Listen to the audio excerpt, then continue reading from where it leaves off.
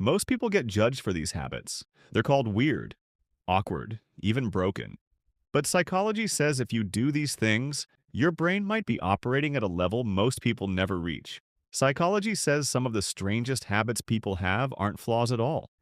They're signs of a mind working at a level most people never reach. From the outside, these behaviors look confusing, unusual, and sometimes even uncomfortable. People misread them as awkwardness, overthinking, or social problems. But psychology says the opposite. If you recognize yourself in any of these habits, your brain may be operating in a way that most people around you simply can't see. Let's start with something many people hide: talking to yourself. High intelligence minds often speak to themselves quietly, not because they're lonely or distracted, but because their brain thinks more clearly when thoughts are turned into language. Psychology calls this verbal reasoning. When ideas are spoken, even silently, the brain organizes information, reduces mental noise, and sharpens focus. What looks strange from the outside is actually a sign of a highly structured thinking process on the inside. Next comes overthinking, but not the kind most people assume. High IQ individuals don't overthink because they're anxious. They overthink because their brain naturally explores multiple outcomes at once. This is known as cognitive complexity. Their mind automatically analyzes details, risks, long-term consequences, and hidden patterns before making a decision. To others, it looks like hesitation, but in reality, they're building a mental map that leads to better choices. They're not slower, they're deeper. Now let's talk about something widely misunderstood: walking alone. Highly intelligent people often prefer long walks by themselves, not to escape people, but to give their mind room to breathe. Walking stimulates creative and problem-solving networks in the brain. When distractions disappear, ideas begin to connect. This is why some of the best insights happen during silent walks. They're not isolating themselves. They're entering a state where their thinking becomes sharper and more fluid.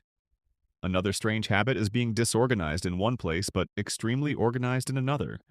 Their desk may look chaotic, and their room might not make sense to others, but their ideas, digital systems, routines, or work structures are often highly organized. Psychology calls this selective organization. High IQ minds don't waste energy organizing everything equally.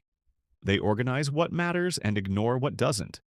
What looks messy is actually mental efficiency at work. Then there are sudden bursts of obsession.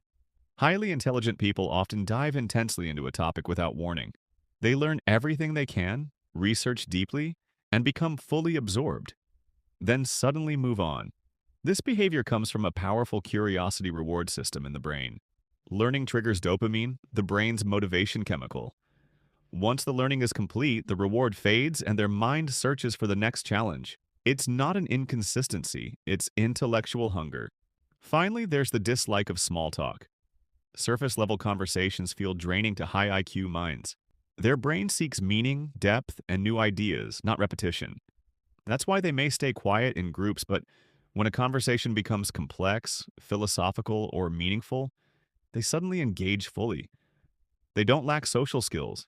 They simply prefer conversations that stimulate their mind. So, if you talk to yourself, overthink logically, walk alone, feel organized and messy at the same time, obsess over random topics, or avoid small talk, you're not strange.